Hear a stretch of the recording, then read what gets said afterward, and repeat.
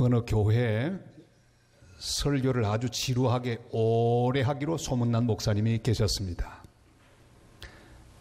그 주일도 목사님이 설교를 시작하셨는데 지루하게 길게 설교를 계속 이어나가고 있었습니다. 그날도 예외 없이 여기저기서 조는 성도들이 생기기 시작했습니다. 한 가족이 같이 앉아 있는데 할아버지 성도 한 분이 졸기 시작합니다. 졸다가 너무 깊이 잠들어 버렸습니다. 목사님이 설교를 하시다가 아주 거슬렸던지 그 옆에 있는 할머니 집사님에게 부탁합니다. 그 집사님, 옆에 있는 할아버지 좀 깨워주세요. 할머니가 이렇게 대답합니다. 목사님이 잠들게 해놓고 왜 날 보고 깨우라고 하십니까? 오늘 저는 여러분들을 졸게 하지 않았으면 좋겠습니다. 오늘의 본문 말씀의 배경은 설교 시간에 졸다가 일어난 사건입니다. 사도 바울은 드로아에서 복음을 전했습니다. 드디어 내일이면 드로아를 떠나게 되었습니다. 마지막이라고 생각하니 할 말이 너무너무 많았습니다. 그날 밤 바울은 더욱 간절하게 오랫동안 말씀을 계속해서 전했습니다. 아마도 짐작하건대 사도 바울은 말을 조리 있고 재미있게 하지는 못했던 것 같습니다. 스스로도 성경 속에서 자신의 설교에 대해서 평가하기를 말하는 것은 신통하지 못해도 글 쓰는 것은 잘한다 했던 것을 보면 아마도 그의 말씀은 좀 지루하거나 또 재미없이 표현하는 그런 특징을 가지고 있었던 것 같습니다. 그의 설교는 밤중까지 계속되었습니다. 드로아에 있는 성도들은 입추의 여지 없이 모였습니다. 그리고 시간 가는 줄 모르고 하나님 말씀을 듣고 있었습니다. 근데 설교가 더 길어졌습니다. 저도 한번 아주 오랫동안 설교했던 기억이 있는데 서울의 영락기도원 집회를 선교사 때 인도했던 적이 있었습니다. 저녁부터 시작해서 새벽 4시까지 설교했습니다. 도대체 어떻게 했는지 모르겠는데 그날 밤은 그랬습니다. 끝도 없이 말씀이 샘솟듯하고 또 모든 사람들이 그렇게 은혜를 받았습니다. 아마도 그날 밤은 바울 사도가 그렇게 간절한 마음으로 말씀을 전했던 것 같습니다. 그러나 지금 바울이 설교하는 그 실내 공간은 졸기에 딱 좋은 공간입니다. 사람들이 너무 많이 모였습니다. 실내에 있는 공기가 점점 희박해집니다. 그뿐 아니라 등불들이 켜져 있는데 이 등불들이 연기를 내며 방 안에 있는 모든 산소를 소진시키고 있습니다. 여러분 운전할 때도 실내 공간에 산소가 줄어들면 졸리게 되어 있습니다. 그래서 자주자주 환기시키는 게 중요하지요. 그런데 이 방 안은 산소가 없어지고 사람들은 졸기 시작하는데 이런 상황 가운데 유두고의 비극이 일어났습니다. 3층 창가에 걸터 앉아서 졸다가 떨어져 죽은 사건입니다. 사람들은 막 비명을 지릅니다. 웅성거리며 죽은 청년 주변에 모였습니다. 이 사건을 이렇게 공부하다 보면 목사님들은 이런 이야기를 할 수 있습니다. 설교 시간에 졸면 안 된다. 영적으로 졸면 떨어진다. 여기에 대해서 성도들은 또 이렇게 말할 수 있습니다. 설교 지루하게 하면 안 된다. 길게 해도 안 된다. 그러나 오늘 그런 내용은 초점이 아닙니다. 졸다가 떨어졌다, 졸면 안 된다. 그게 오늘 말씀의 관심이 아닙니다. 이제 함께 하나님 말씀 속으로 들어가서 말씀하시는 주님을 만날 수 있기를 바랍니다. 청년 유두고는 졸음을 이기지 못했습니다. 그런데 그럴 만한 사정이 있었던 것을 우리는 알아야 합니다. 우리 9절 말씀을 같이 읽겠습니다. 유두고라 하는 청년이 창에 걸터 앉아있다가 깊이 졸더니 바울이 강론하기를 더 오래 하며 졸음을 이기지 못하여 3층에서 떨어지거늘 일으켜보니 죽었는지라. 아멘. 유두고라고 하는 이름은 로마 시대 당시에 아주 흔한 이름이었습니다. 노예들에게 붙여주는 이름, 그게 유두고입니다. 유두고의 뜻은 복되다 하는 뜻입니다. 복이 있다 하는 뜻입니다. 요즘 우리말로 혹은 조선시대 그 노예들에게 붙이는 이름으로 생각하면 어떻게 될까요? 돌쇠, 먹새, 칠복이 이 정도 되겠죠. 노예에게 붙이는 흔하디 흔한 이름, 그게 유두고입니다. 복동이, 칠복이, 이런 아무런 의미 없이 막 부르는 그런 이름입니다. 노예였던 이 유두고 어느 날 복음을 들었습니다. 주님의 사람이 되었습니다. 얼마나 감격스럽고 놀라운지요. 새로운 취미가 생겼습니다. 예배 드리는 것입니다. 찬송하는 것입니다. 하나님 말씀을 듣는 것입니다. 그런데 드디어 유두고 청년에게 슬픈 소식이 전해졌습니다. 이제 바울 선생님이 떠나가신다는 말씀, 오늘 마지막 집회라는 말을 듣고 그날 또 하루 종일 일을 했을 것입니다. 얼마나 몸이 피곤했을까요? 천근만근 노예로 하루 종일 일을 하고 허겁지겁 예배 장소로 갔지만 이미 벌써 만원이 되고 말았습니다. 꽉 차있는 실내 공간 앉을 데가 없습니다. 겨우 3층 위에까지 올라가 창가에 걸터 앉았습니다. 그래도 사모하는 마음이 있었습니다. 입에서는 아멘, 아멘이 나오지만 얼마 못 가서 졸음이 막 쏟아집니다. 왜요? 실내 공간에 산소가 없잖아요. 거기다가 몸이 피곤하지 않습니까? 자기도 모르게 끄덕끄덕 졸기 시작합니다. 그러다가 그만 쿵 하고 3층 아래로 떨어지고 말았습니다. 저는 선교사 때 어떤 큰 공장에서 집회를 인도했던 적이 있었습니다. 3일 집회를 인도하는데 이야, 거기 공원들 얼마나 많이 모였는지. 근데 태반은 지난밤 꼬박 새고 나온 사람이에요. 열심히 말씀을 전했습니다.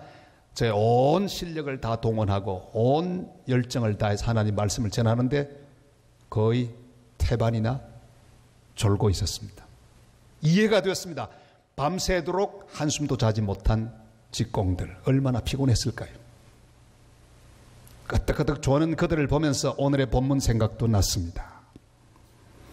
그러나 여러분이요, 이 쏟아지는 잠을 누가 막겠습니까? 주님도 졸고 있던 유두고를 책망하지 않으셨을 것입니다.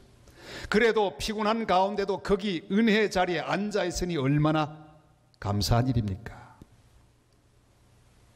주님은 책망하지 않습니다. 너 왜 졸았느냐? 너 때문에 오늘 예배 망쳤다? 이렇게 책망하시는 주님이 아닙니다. 주님은 우리의 사정을 아시는 분입니다. 우리의 피곤을 아십니다. 내가 오늘 얼마나 힘들게 일했던지를 주님은 알고 계십니다. 소년이라도 피곤하며 곤비하며 장정이라도 넘어지며 쓰러지는 것을 주님은 아십니다. 히브리 4장 15절이 또한 우리에게 이렇게 말씀하시죠. 다 같이요. 우리에게 있는 대제사장은 우리의 연약함을 동정하지 못하실 리가 아니요 모든 일에 우리와 똑같이 시험을 받으신 이로되 죄는 없으시니라. 아멘. 주님은 우리의 약함을 아시고 동정하십니다. 주님은 완전한 하나님이시지만 완전한 인간으로서 우리가 당하는 모든 고통과 슬픔과 피곤함과 억울함을 다 경험하셨던 분입니다. 히브리 5장 7절이 이렇게 말씀하십니다. 다 같이요. 그는 육체에 계실 때 자기를 죽음에서 능히 구원하실 이에게 심한 통곡과 눈물로 간구와 소원을 올렸고 그의 경건하심으로 말미암아 들으심을 얻었느니라. 아멘. 우리는 이 땅에 살아가면서 내가 의도한 일이 아닌데 나도 모르게 조는 것 같은 실수를 할 때가 있습니다. 그리고 그것 때문에 다른 사람에게 피해를 끼치는 그런 경험을 할 때가 있습니다. 떨어지는 경험을 합니다. 그래서 다른 사람에게 고통을 주는 그런 일도 일어납니다. 그러나 주님은 모든 것을 아십니다. 유두고가 잠을 이기기 위해서 얼마나 애를 썼을까요? 무릎을 꼬집던 그의 노력을 주님은 아십니다. 졸지 않으려고 눈을 부릅뜨던 그 유두고의 노력을 주님은 다 알고 계십니다. 그러다 그만 3층에서 떨어진 그의 무력함도 주님이 알고 계십니다. 우리 인생에서 내가 경험하는 이 모든 사건들, 내가 힘을 다해 참아보고 애를 썼지만 나도 모르게 졸고 그래서 떨어지고 그것 때문에 다른 사람에게 피해를 주는 이런 자리에 들어간 유두과가 경험했던 그런 경험, 우리도 할 수 있다는 사실을 주님은 알고 계십니다. 우리 피곤을 아십니다. 내 약함을 아십니다. 우리의 한계를 아십니다. 억울함을 아십니다. 그러나 중요한 것은 떨어졌다고 끝이 아닙니다. 어떤 상태에 있든지 주님은 나를 다시 일으키시는 주님이시기 때문입니다. 주님은 바로 생명의 근원이 되신 분이심을 성경은 분명히 말씀하고 있습니다. 바닥에 떨어졌다고 끝이 아닙니다. 왜냐하면 다시 일어날 것이기 때문입니다. 어떤 떨어진 경험을 했든지 어떤 좌절을 경험했든지 어떤 절망을 경험했든지 주님이 주시는 말씀을 들어야 합니다. 생명이 그에게 있다. 한번 같이 할까요? 생명이 그에게 있다. 10절 말씀을 다 같이 읽겠습니다. 바울이 내려가서 그 위에 엎드려 그 몸을 안고 말하되 떠들지 말라. 생명이 그에게 있다 하고 아멘. 유두고는 분명히 죽었습니다. 이 사도행전을 기록하는 누가는 직업이 의사입니다. 그러니까 사람 죽는 거 많이 보았습니다. 그리고 죽었다는 진단을 많이 하기도 했습니다. 그가 죽었다면 분명히 죽은 것입니다. 저희 아버님 운명하시는 순간 제가 있었습니다. 형님도 같이 있었습니다. 저는 운명하는 것 많이 봤습니다. 그런데 우리 형님 치과 의사이기 때문에 볼 리가 없습니다. 이빨 아파 죽었다는 사람 보셨습니까? 그런데 드디어 아버님이 숨을 거두셨습니다. 제가 말했습니다. 형님, 아버지 돌아가셨습니다. 아니다, 안 죽었다. 아니, 돌아가셨다니까요. 치과 의사보다는 제가 훨씬 더 정확하게 죽음을 진단했습니다. 여러분, 누가가 죽었다면 죽은 거예요. 분명히 죽었으면 기절이 아닙니다. 이게 바울이 말합니다. 떠들지 말라. 죽었다고 호들갑 떨며 절망하고 있던 사람들에게 떠들지 말라고 말씀했습니다. 우리 주님도 야이로의 딸이 죽었음을 보고 슬퍼하며 절망하고 있던 사람들에게 선포하셨습니다. 죽은 것이 아니라 잔다. 생명의 주인이 되시는 예수님은 사망을 향해 호령하십니다. 고린도서 15장 55절 말씀 다 같이요. 사망아 너의 승리가 어디 있느냐? 사망아 네가 쏘는 것이 어디 있느냐? 아멘. 사도 바울은 죽은 유두고의 몸 위에 엎드려졌습니다. 이 모습은 엘리사를 잘 섬기던 수냄 여인, 집을 지어 방을 만들어 그를 잘 대접하고 섬겼던 수냄 여인의 아들이 죽었을 때 엘리사가 그 아들을 살리는데 그 가정과 흡사합니다. 그 아들의 죽은 몸 위에 엎드렸습니다. 그의 입에 자기 입을 대었습니다. 그의 눈에 자기의 눈을 대었습니다. 그리고 자기 손을 그 죽은 자의 손 위에 대었습니다. 엎드려 기도했습니다. 아이는 재채기를 7번 하고 다시 살아 일어났습니다. 우리 주님 예수 그리스도는 십자가 위에서 온몸을 던져서 죽은 우리 위에 엎드리셨습니다. 그의 손을 더러운 우리의 손 위에 얹으셨습니다.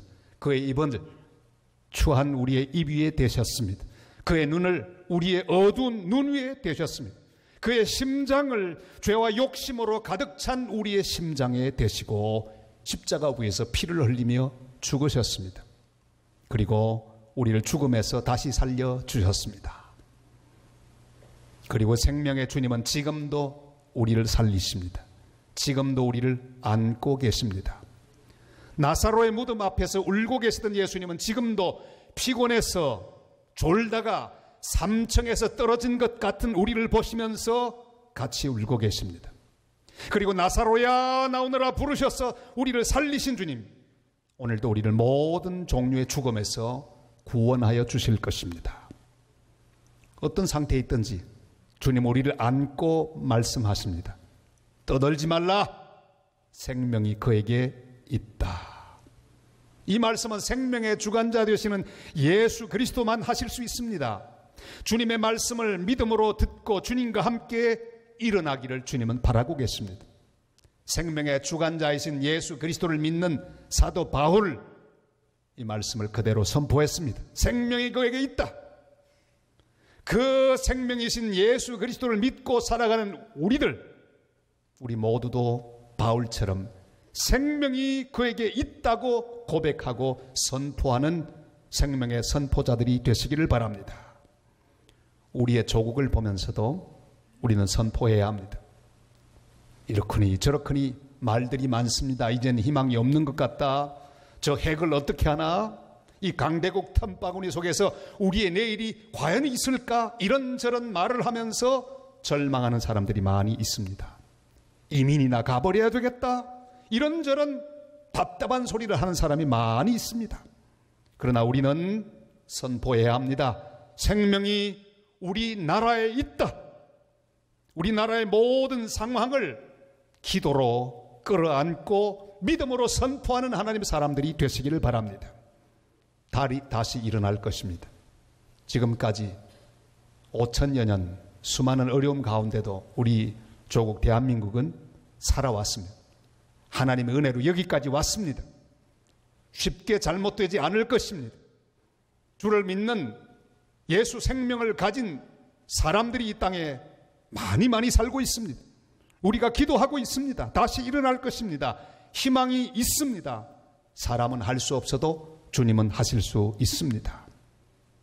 긴 추석 명절 연휴가 시작이 되었습니다. 친척들을 만나고 식구들을 만날 것입니다. 좋은 소리도 오가겠지만 틀림없이 이런저런 소리들을 많이 들을 것입니다.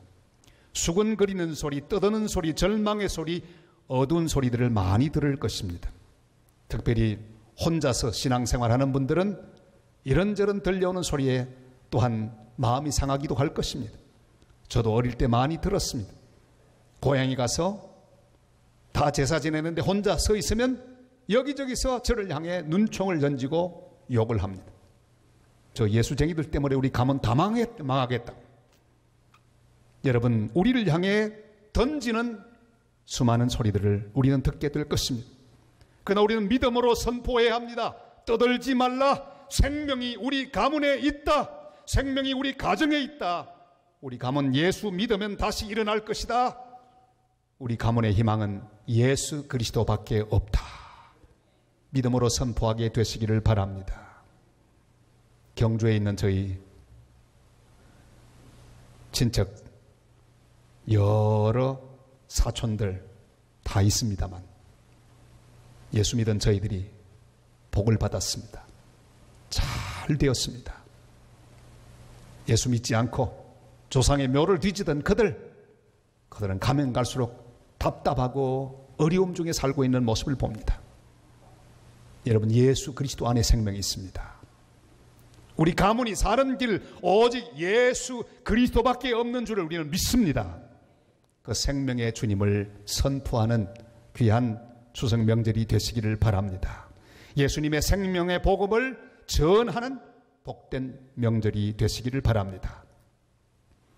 유도고는 졸다가 3층에서 떨어져 죽었습니다. 그러나 그는 다시 살아났습니다. 그에게 새로운 별명이 붙여졌습니다. 그의 원래 이름 유두고, 복칠이 혹은 복동이, 그 이름보다 더 잘 알려진 별명입니다. 그날 이후 그의 별명은 뭘까요? 그는 바로 살아난 청년입니다. 죽었다가 살아난 청년. 우리 11절 12절을 같이 읽겠습니다. 올라가 떡을 떼어 먹고 오랫동안 곧 날이 새기까지 이야기하고 떠나니라.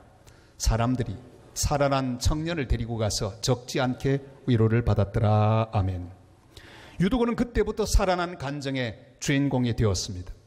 모든 성도들이 서로 말합니다. 왜 그 청년 있지 않니? 누구 말이야? 그 왜 살아난 청년? 죽었다가 살아난 청년.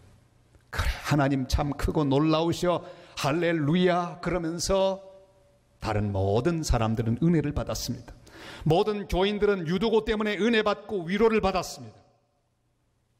그의 비극, 그의 추락, 그것은 오히려 하나님 안에서 은혜와 위로로 변했습니다. 우리 인생의 모든 고통과 비극과 사건들은 모두 다 위로의 재료가 될 수 있습니다. 은혜의 재료가 될 수 있습니다. 내가 망하라고 주신 경험이 아닙니다. 절망과 좌절 가운데 살라고 허락하신 사건이 아닙니다. 나를 버리기 위해서 하나님께서 던져준 그런 고난이 아닙니다. 재수가 나빠서 일어난 일 더더욱도 아닙니다. 그것을 통해 생명의 주님을 나타내고 다른 사람들을 위로하기 위하여 주신 은혜의 사건인 줄을 믿으시기를 바랍니다. 고린도서 1장 6절이 말씀합니다. 다 같이요. 우리가 환난 당하는 것도 너희가 위로와 구원을 받게 하려는 것이요 우리가 위로를 받는 것도 너희가 위로를 받게 하려는 것이니 이 위로가 너희 속에 역사하여 우리가 받는 것 같은 고난을 너희도 견디게 하느니라. 아멘.